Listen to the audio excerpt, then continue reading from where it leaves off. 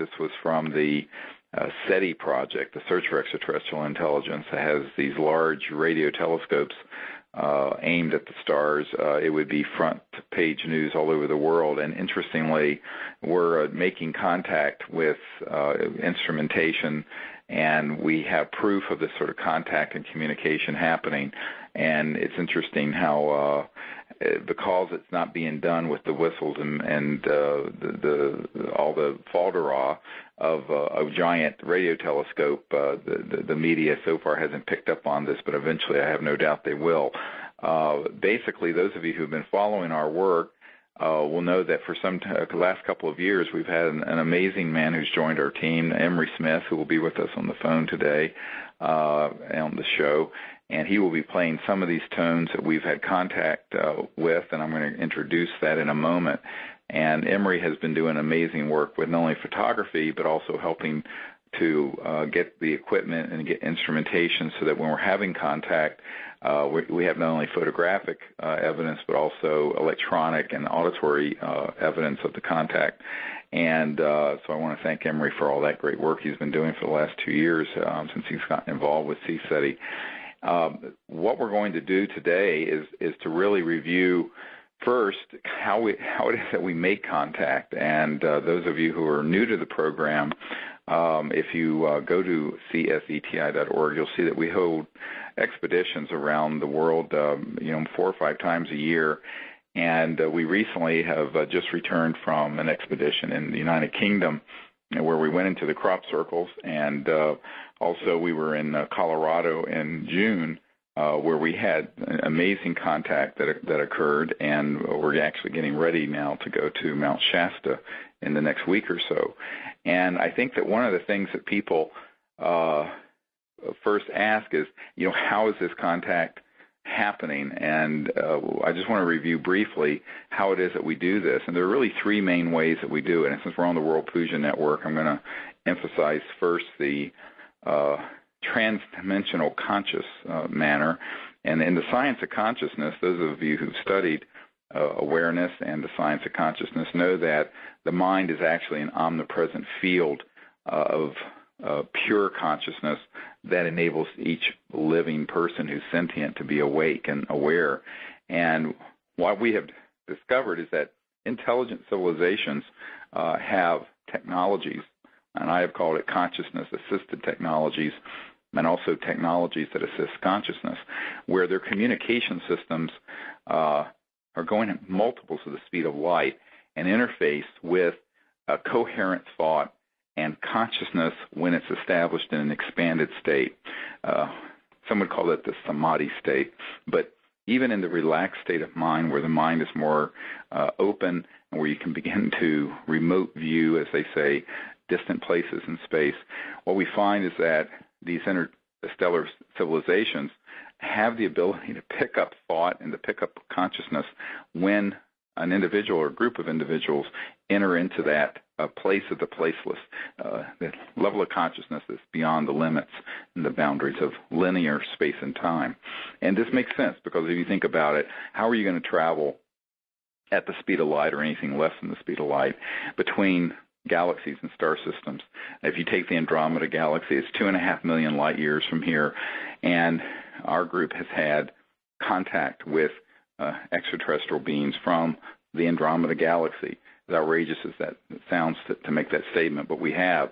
And I think that when you think about the fact that even if you were traveling at the speed of light, which is 186,000 miles every second that you're traveling at that kind of speed, it would take you 2.5 million years to get from that galaxy to here. If you're talking about even a nearby star system that's maybe 1% of the way through the Milky Way galaxy, the Milky Way galaxy, our home galaxy, is 100,000 light years across. Well, 1% of that distance is 1,000 light years. So at the speed of light, it would take 1,000 years to get from that star system to Earth and another 1,000 years to get back. And the same thing with radio signals. If you look at microwave, cell phone, television, radio, those are all traveling at the speed of light. So using those kind of instruments, it would take literally 2,000 years to have a two-way conversation between a star system 1,000 light years away and Earth. And that's the paradigm of, quote-unquote, modern science. Now, when I say modern science, I say the part of modern science that has suppressed all this information that's talked about the World Fusion Network. And I think that what we're finding is that the interstellar civilizations that are here, and which disclosureproject.org has proven are here, are using technologies that are way beyond the speed of light. And when you go through the crossing point of light, you enter into a transdimensional or hyperdimensional universe where the speed of light is no longer relevant. It's more, the question is, what's the speed of thought? What's the speed of consciousness? What's the capabilities of the so-called worlds of light and astral energy? All these subtle realms that are folded within space-time and actually transcend linear space-time.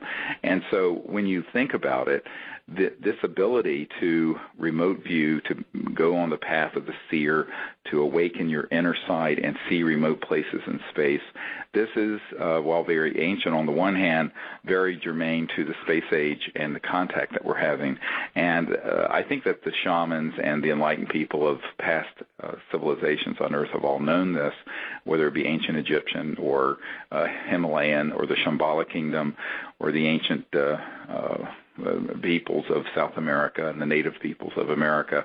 All of these civilizations, there's evidence, had contact with people from the stars, and they understood the central aspect of consciousness and thought in those protocols. Now, they may not have understood it quite as we do today, but the science is out there now that proves that the state of quiet consciousness, where you can then expand awareness into this universality of awareness, it is the beginning point of making contact. And so we have a program, we call it Ambassadors to the Universe, where we train people in these meditation techniques and in the ability to remote view and to travel amongst the stars faster than the speed of light in awareness and in thought, but then to use the thought to connect to these extraterrestrial peoples and their communication systems and their spacecraft and vector them or show them exactly where we're located.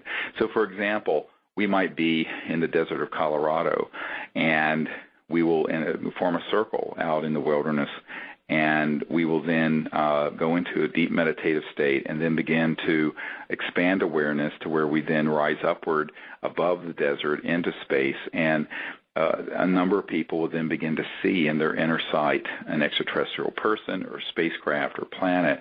And the instruction at that point is then to introduce yourself and welcome them to Earth in universal peace and to show them where we're located. And we then turn the remote viewing around to an active vectoring where we actually guide them into our location through thought. And we will then show them, for example, our planet Earth, which is the third planet from our sun, and then North America, if that's where we are, and then the Colorado region, and then the desert where we're located, all the way down to a few square meters right into the center of our circle. And this is done with a whole group of people doing this. It's a very, very powerful technique. And without exception, we have contact in some form or another, whether it's a craft that materializes, something that an orb that floats through the circle, electromagnetic signals that come in that are then, even though we're in remote areas, begin to go through electromagnetic detectors we have. And so this is quite extraordinary. Now, the conscious component of this is the key thing. We also use two other techniques, and one is we have a high-powered laser that goes up about 200 miles into space in clear air, and then we also have electromagnetic tones that we have had from contact and also were recorded in the crop circles that we then play over just regular radio frequencies that we send out into space to give a very precise location in case people's minds aren't as clear as a laser might be. So we use the light, the sound, and thought to make contact and invite these civilizations to Earth. The purpose of all this is not just to see a UFO or something, but is it actually to usher in an era when humans become interstellar people. and that we open up this period in time where the Earth becomes a truly part of an interplanetary society, living in peace with these other civilizations. So this is the central purpose of CSETI, and this is what we do when we take groups out to these remote locations around the world. Now, one of the things that I just want to explain, some of the equipment we have on site, we have a whole lot of different equipment. Some of it is rather what you would expect. We have good night scope binoculars, and we have excellent cameras with night scope vision attached to the lenses. We have the lasers I mentioned and the audio equipment. We also audio recording devices, because frequently a craft or civilization will appear in its tonality. And those of you who know pujas and the Vedas know that name precedes form. Frequently there'll be a signal that'll come out of space to the group, and we will record that. We have on a number of occasions.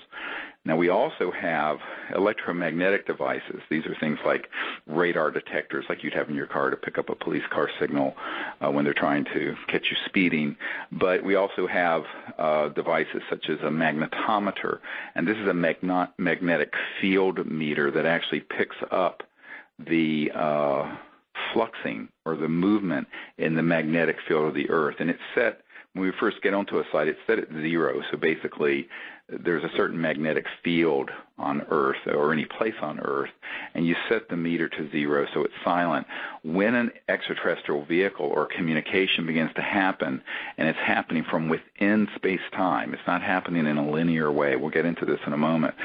Those detectors will begin to go off and actually begin to communicate in ways that they are not built to do. It's really an amazing thing to witness.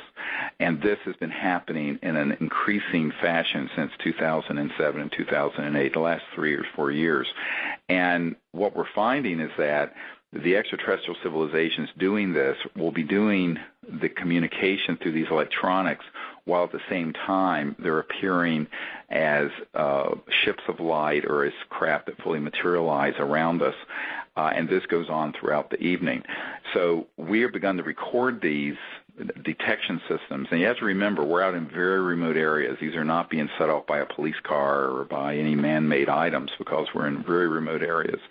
And it's amazing to see, because it's become not just an indication where they're saying we're here, but they're also communicating specific energy as a contact that you can actually feel. It's almost like, from a energetic point of view, a transcendental level of communication that's deep within consciousness, even has an emotional and spiritual quality to it, even though it may be the sound of it's coming through a rather ordinary piece of man-made equipment like a magnetic field meter. Another piece of equipment we have is something that's called a storm tracker, and this is something that Emory acquired last year, I believe it was. Yeah. And it picks up the electrostatic discharge of a lightning strike. Is what it's built for. It's for campers and outdoors people to have it to warn them of the approach of an electrical storm.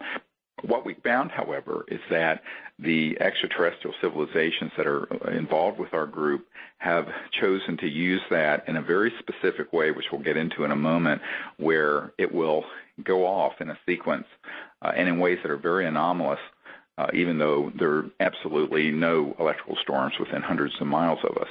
And what we're finding is that they are going within the circuitry, within, I call it infraspace, but within space-time, to communicate through these devices. In other words, if a police radar gun hits one of these radar detectors, they just make a very loud burst of noise until you get past the policeman. Those of you who've ever used this is not what's happening.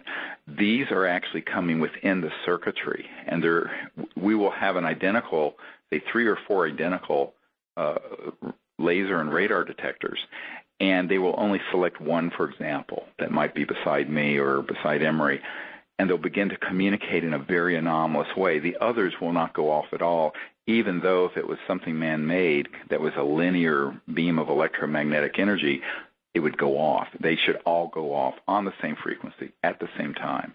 This isn't happening. They're selectively communicating, and it's sort of what I'm calling this is transdimensional electronic communication, where it's coming through multiple dimensions beyond the speed of light, and then stepping down into linear space-time and communicating within these particular devices. And this is often happening while at the same time we're having extraordinary things that we're seeing or hearing with our ears around us, or even beings that appear in the field near us.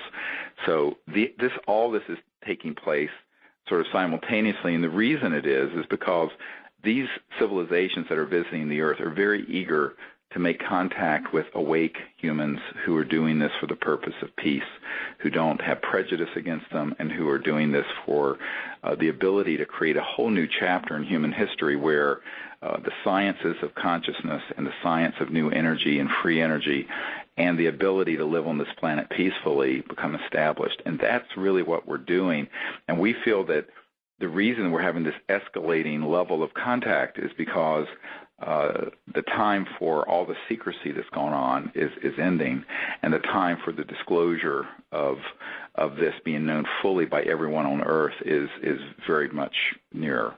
And I think that the ETs are interested in finding humans who understand the science of consciousness, as well as these sort of space age hyperdimensional or transdimensional electronics, so that they can communicate with us.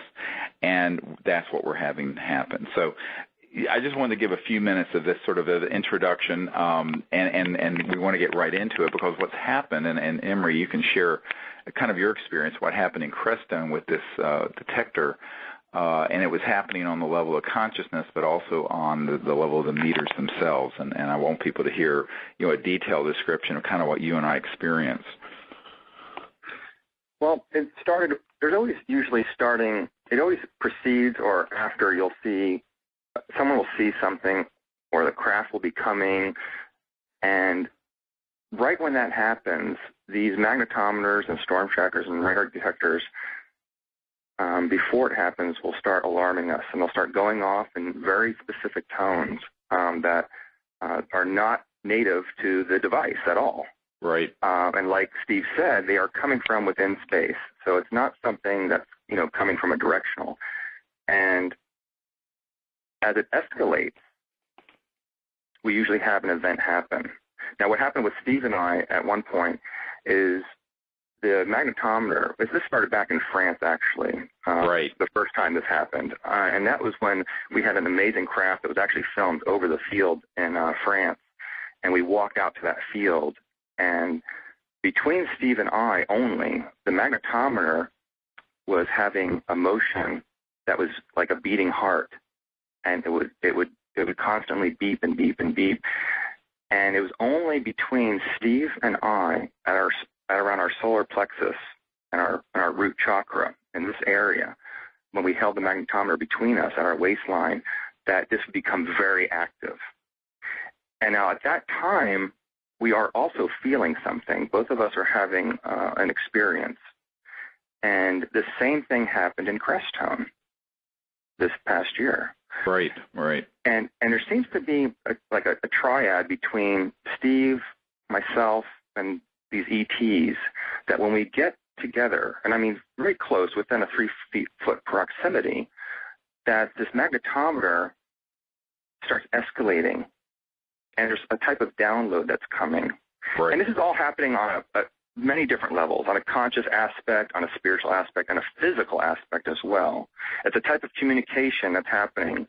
And what I'm experiencing through this is I can actually feel in my light body that there is a connection to oneness. And it may sound strange. I never really talked to you, Steve, about this, but I feel like we're joining together, the three of us, as one.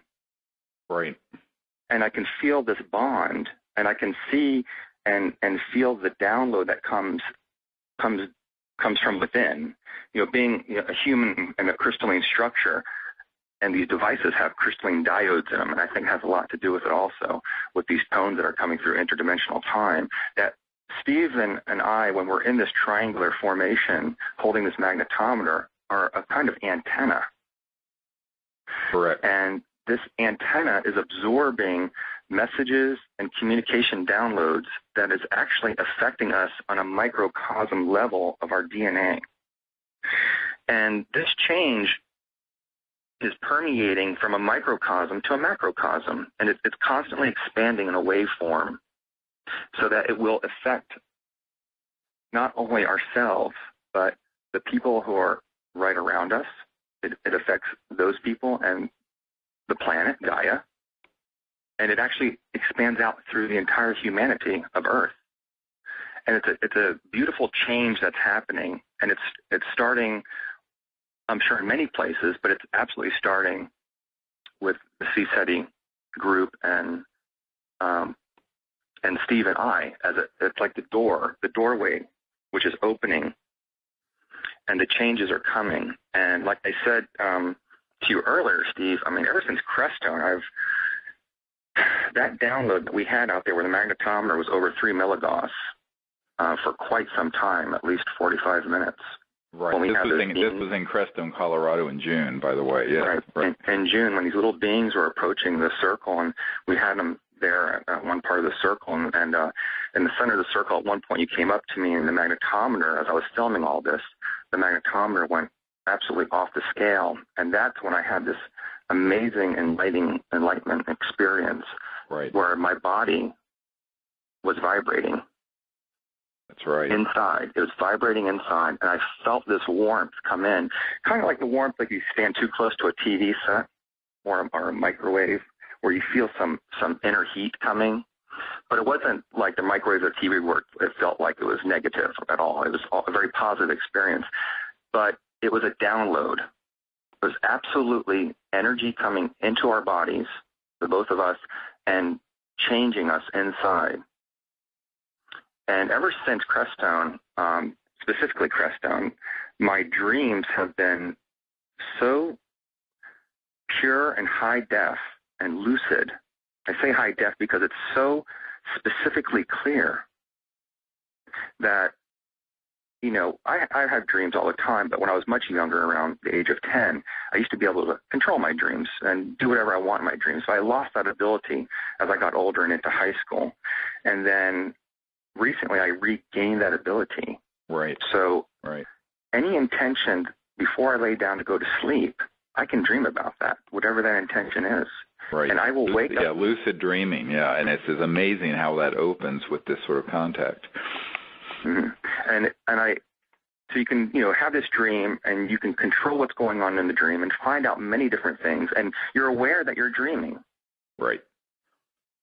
And I'm just going to say that the access that you have in that state of consciousness is unlimited. That's right. I will leave it at that. It's unlimited, and it's, you can call it the morphogenic field. You can call it whatever you like.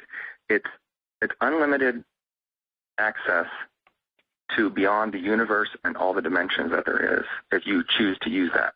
Correct, because that's the nature of the mind within. There's a wonderful saying from the Sufi tradition that says, thinkest thyself a puny form when within thee the universe is folded. And that literally within each individual, by virtue of the nature of consciousness, the entirety of the universe, all the dimensions, all the worlds of light, the vastness of space-time, and the infinity of pure mind is folded within each person. So we're each individual a quantum hologram. And this is one of the things that we found is that what we're doing, since we're on the World Puja Network, I'll talk about this in my many interviews, I won't, but we're doing pujas. We're doing ancient Sanskrit Vedic pujas in the circle and with the entire group. And this is increasing the level of resonant contact.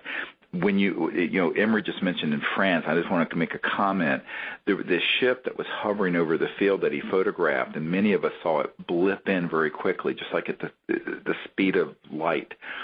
It came after I set up the puja table in this field on this 2,000-acre estate. Yeah, that's right. In France, and that's when they came. And I turned to everyone. I said, "Well, they're coming for the puja," because what people don't realize is that the ancient knowledge of the science of consciousness, the Vedas, the Sanskrit, the ancient knowledge of spirit, and the different siddhis, SIDDHIS, abilities. These are all things that have been taught and been kept alive by an unbroken lineage of teachers and enlightened beings that have been involved with the earth. But those beings are also very involved with these extraterrestrial civilizations, some of which are literally the guardians physically of this planet and of the earth and the nurturing of humanity. Those are the ones we're having this contact with on an increasing level. And over the last 2 or 3 years, it's been an exponential increase, and it's not just a bunch of noise from an electromagnetic device. It is actually, as Emery said, you can actually, while it's happening, I can see in my mind's eye the actual beings, and I can receive the information.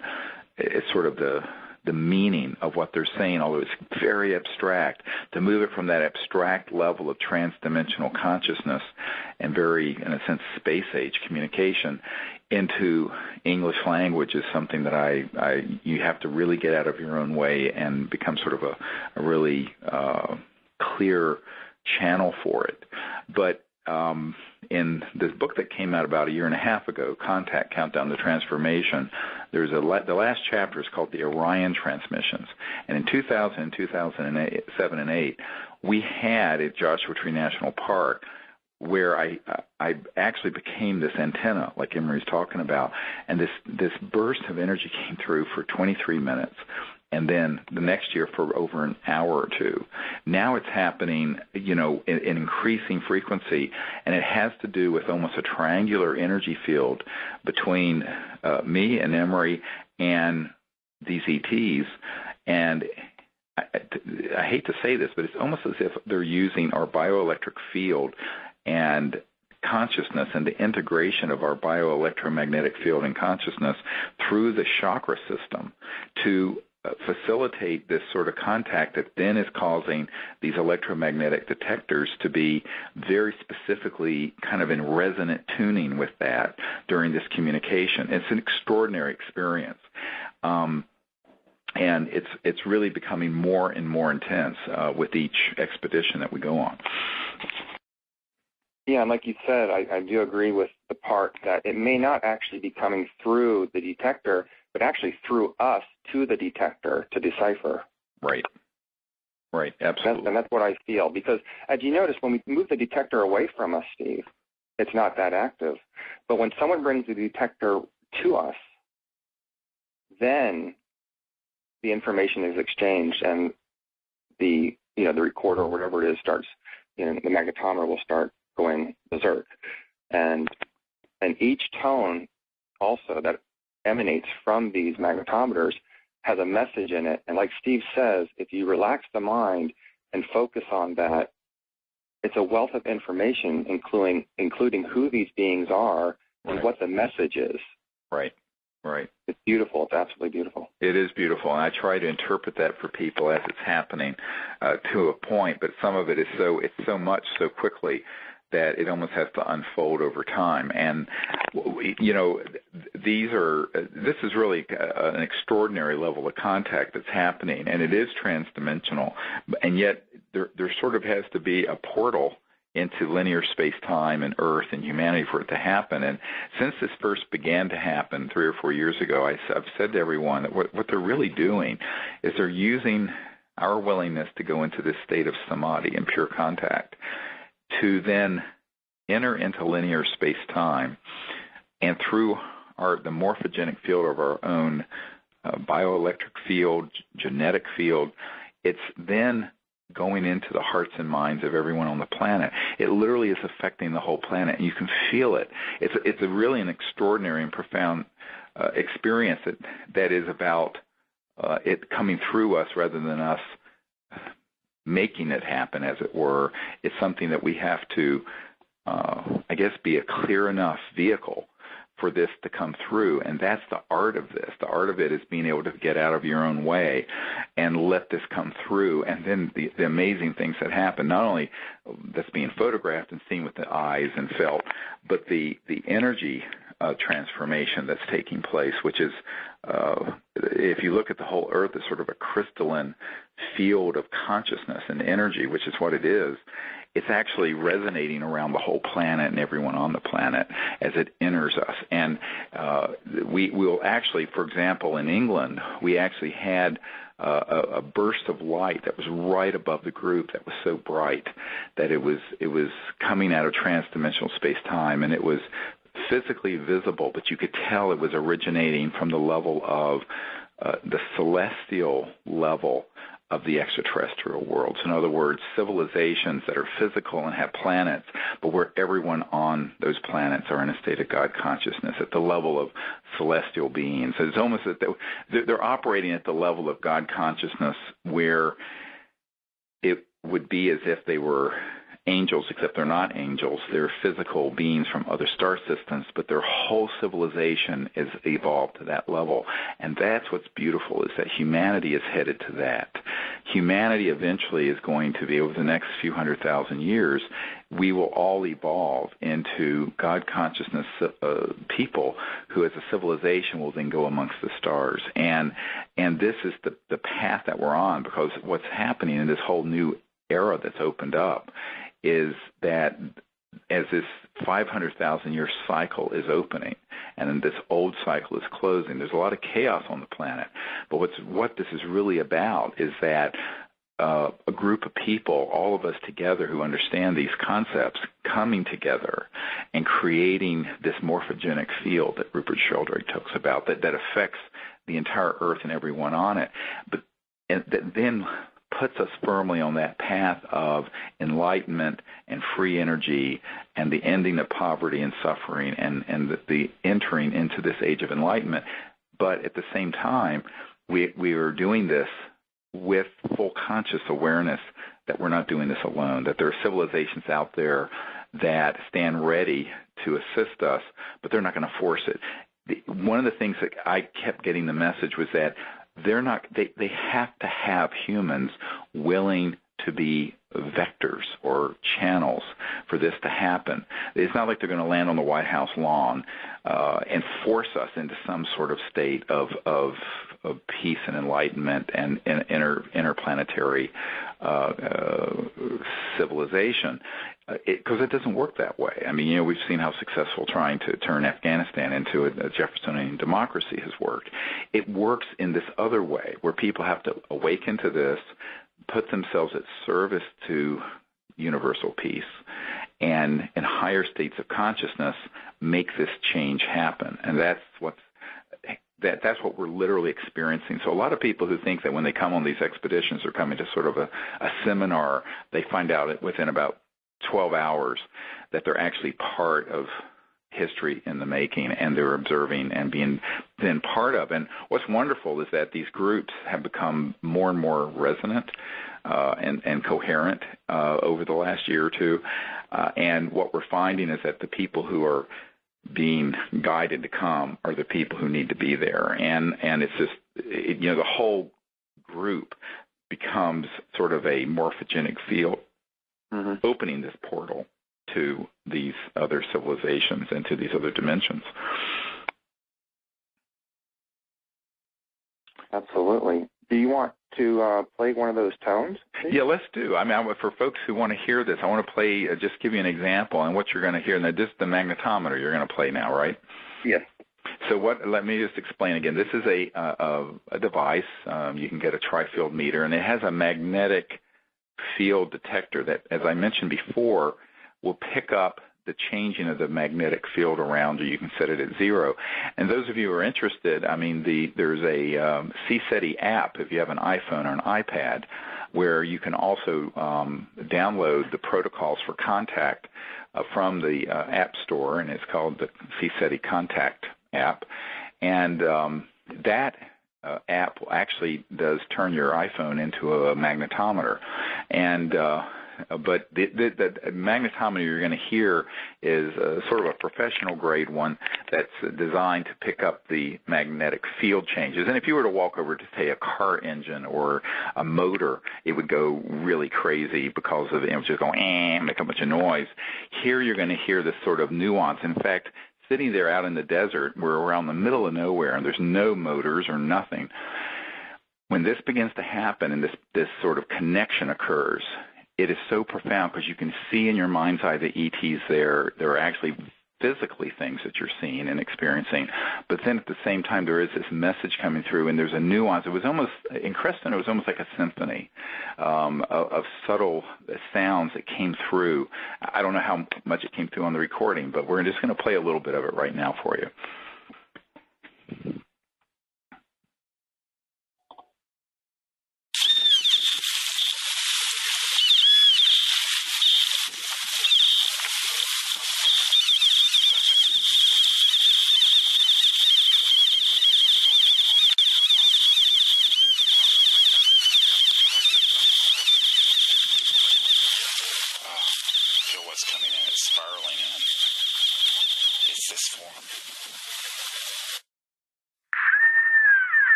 You hear that?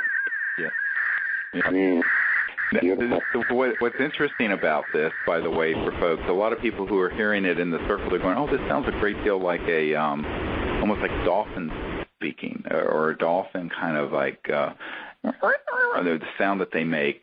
And there is a quality to it, and it isn't at all like what these magnetometers make when you're putting it towards an artificial, man-made source of energy. Now, remember, this is going on for, what was it, 45 minutes? I think you said, Emery? Yes. Oh, yes, at least 45 minutes in Crestone, where it was a solid 45 minutes of activity. And the activity was varying from different types of tones. It wasn't the same tone over and over. Right. It would start, actually, one of the tones that came in was very famous. The same one that came into France was a dun, dun, da, dun. And it was like dun, dun, da, dun, like the beginning, here we are coming. And then from there, it goes into a very, very technical type of message. Yeah, very technical. Yes, it was. Very technical. And it takes, for someone to listen to this, you really have to be in a special state of mind to decipher what's really happening. Right. And you really have to tone in and clear your mind and clear your ego and let it come inside and feel that message. And I said feel the message because you're feeling it. Right, and it is at the level of the heart. Now, what happened in England, we'll play some of that in a minute. It went on for over an hour. We were in a crop circle near Silbury Hill, which is this conical-shaped man-made 4,500-year-old Neolithic monument that the purpose of which is not understood. Let's just leave it at that. Now, there was a crop circle that appeared very close to there this year. It manifested the day that we arrived in England, literally. I'm not kidding. Mm-hmm. And so we took our whole group in there. This is in the middle of the day, and I did a puja in this crop circle. And Emery couldn't come because he had a business appointment he couldn't get out of. So Emery wasn't there, and Emery, along with the magnetometer, is usually the other pole of the triad if you look at an equilateral triangle. Well, I was intuitively told to pick up a droji. Now, those of you who don't know what that is, Tibetan lamas have these things called drojis, and they're sort of brass wrapped around an metallic iron stem in the center, and it's two types of metal, and they are intended to be a facilitation of rapid enlightenment. And someone had given this, someone who is with, I won't say what country, but a country's intelligence officer who very much supported what we were doing and who was secrecy, gave us this droji a couple of years ago. So I picked up that droji. I had my right hand, I had the droji. My left hand, I had the magnetometer. And my heart, the center of my chest, made the third point in this triangle. And we're sitting, I'm facing Silbury Hill in the center of this crop circle, having done this puja, Sanskrit puja, where right afterwards we all meditated and went into this deep state of pure consciousness. And suddenly we have over an hour of this sort of the most beautiful and intense communication coming through this vector, this sort of portal that was created. And I realized after a little while that the droji and the central spine of the droji was taking the place of Emery's chakra system in his spinal cord. I mean, I could actually see it, and it was like the droji was standing in for Emery. I mean, in a bizarre sort of way. And what happened was then this over hour-long transmission that was spellbinding. And I mean, there were people who, of course, were visiting this crop circle, had no idea, or they knew, unfortunately, who I was, because people kind of know who I am. But they were lit, and they were going, "What? WTF?" I don't want to say it on the air, but is going on. I'm standing there. I'm standing there, or sitting there, in this crop circle, and the crop circle had a Sanskrit theme to it. Actually, it was almost like a mandala, and part of this crop circle had a central part of it looked almost like a head with a third eye, and that's where we made our circle and where we did the puja. And this went on, and I could actually see the interstellar civilizations and the crop circle makers that made the crop circle, and the ones that had ancient connection to the earth that were very tall, luminous, kind of white beings that many of you may have heard about this last summer. Within a few yards of where this crop circle appeared, there was another one that had appeared near Silbury Hill. And the police have been called out because apparently some farmer had seen people in the field at night, and there were reports he might have shot at them. So the police were out investigating this, and suddenly this police officer for the Wiltshire County Police saw this tall, luminous white being, fully materialized, running through the crop circle and in the field. And so he chased it. He chased this being. Now, this is an amazing account, and a lot of this is reported on Colin Andrews' side, who's worked with me for many, many years, and who invented the term crop circle. And so here we are within this short distance. And by the way, when the policeman was chasing this ET, he chased it and got close enough that when he got too close to him, the extraterrestrial being dematerialized, and there were footprints where this ET had moved, and then they vanished into the wheat and just into clear space, and they actually documented this. Now, of course, this police officer was really freaked out because he thought all this stuff was bunk, and he knows better now. But we're in this same area a year later, having this contact. We see, actually, in fact, a member of our team actually photographs a disc right over the field where we are.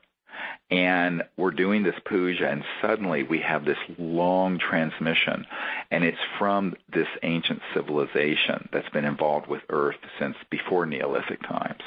And that was chased, the member of this ET civilization was chased by the police that particular night. And we're there, and this contact is going on, and the communication is this really profound message about the Earth. The time of its transformation is at hand, that we have got to create a world of peace, that it goes into space peacefully. There are all these sort of aspects to the message, but it all started after the puja, and when I was holding this droji and the magnetometer in an equilateral triangle with my heart, just like usually there's Emery and me and the magnetometer making a triangle. And again, this portal opened, and out came all this communication. We're out in the middle of this, thousands of acres of wheat fields, by the way, when this is happening. So I don't know if you want to play some of that for Sure. folks. Communication from the makers.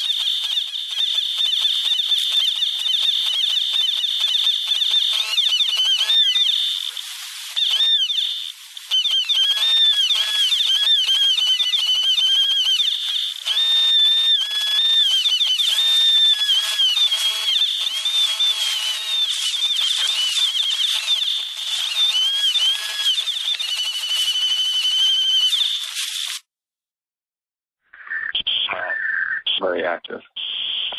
It was unbelievable. And, you know, we had an electromagnetic engineer who had worked and actually retired with Los Alamos National Lab, who knows this kind of equipment. And the audio expert who has been studying this for us, Charlie Balog, who works in the Phoenix area, and it's with our contact group in the Phoenix area, and works with Trudy Geiker there.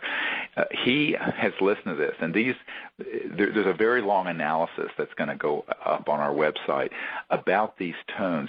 They are not tones that this device can make through a man-made source, and it's clearly direct communication from the ETs. And the reason this is so significant, I always want people to think about this. Imagine if the Arecibo telescope in Puerto Rico with the SETI project, the Search for Extraterrestrial Intelligence that Carl Sagan started, which is really a smokescreen. They know that we're already being visited. They're doing all that just to make it look like we haven't had contact yet. We're still looking. And this is the whole scientific fraud that's happening and being perpetuated on the public. But imagine if they were to have gotten over an hour of intelligent communication through one of those radio telescopes like this.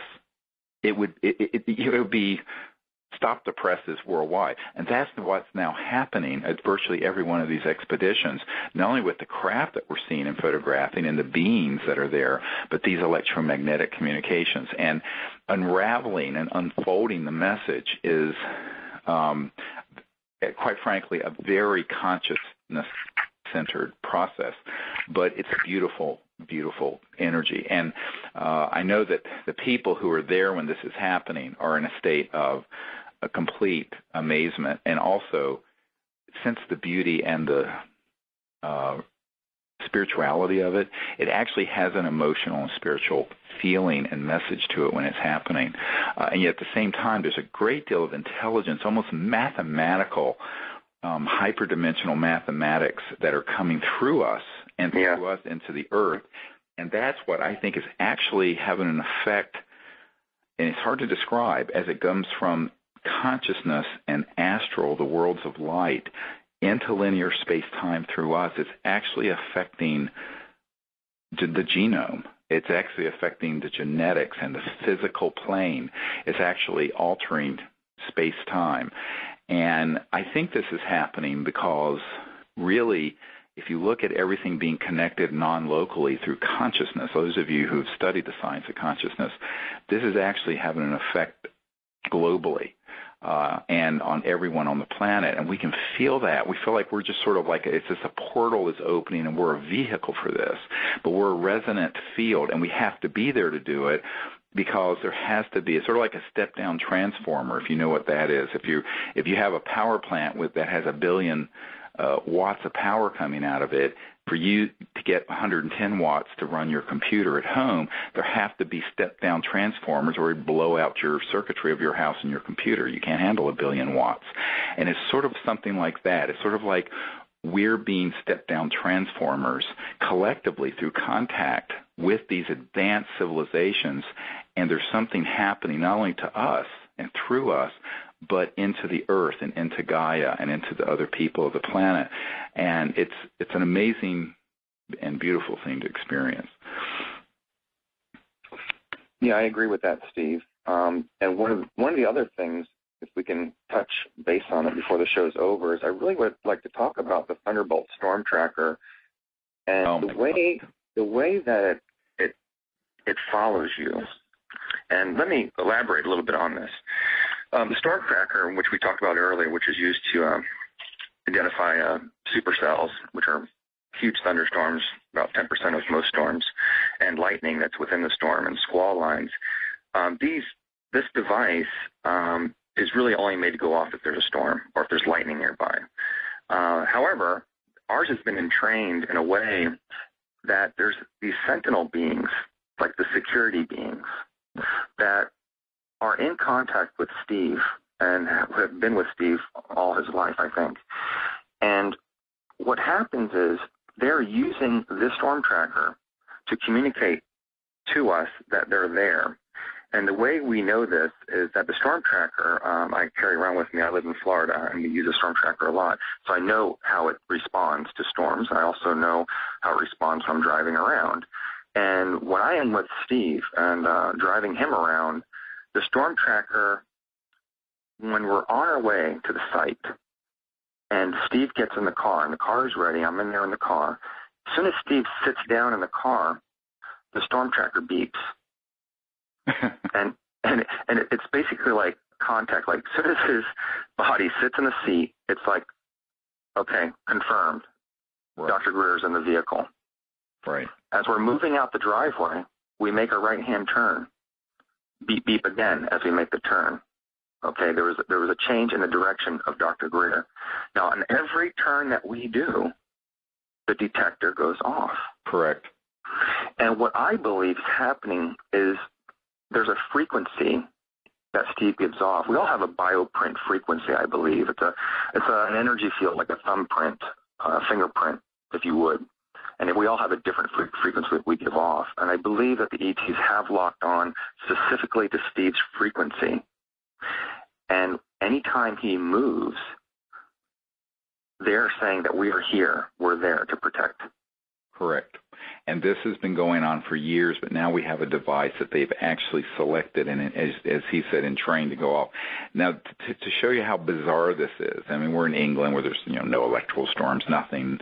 While we're there, it would go off the minute we would start to go somewhere, and then it would go off. If I had it in my backpack, it would go off until I put my pack down in my room at the hotel. When I'm stationary, it tends to just be quiet. Like once we're set up in the field, we were in this 2,000 or 1,800 acre estate in England, but it would go off while I was moving. But as soon as they got a fix on me, it was quiet. What's interesting is that one time I was in the hotel, and we come in at like 2 or 3 in the morning, and I'm thinking, oh gosh, this has got to get quiet. So because, people are sleeping. And one day I had that thought, and I opened the bag, and it had turned itself off. Now, the batteries hadn't died, and it has a recessed button that you have to physically push and hold down to turn it off. It was absolutely consciousness interfacing technology. The ETs picked up on that thought and switched it off. There's so many bizarre things with these electronics that you have to really kind of be there to believe it. But please believe me, this is what's happened. We have many, many witnesses to this, and it was so beautiful because what I feel from this is that there's for lack of a better word, a guardianship or group of beings that are sentinels and guardians that are very aware of what we're doing, and in some respects, some of the dangers involved because we're taking on, a multi-trillion-dollar secret program that does not want the public to know what you're hearing today. And they are there to be sure that we're okay. And we've never not been alone. I'll just put it that way. But this is a way that they're confirming for it. And literally, it's almost like a cosmic GPS because every time we'll make a turn or change in direction, it'll go off.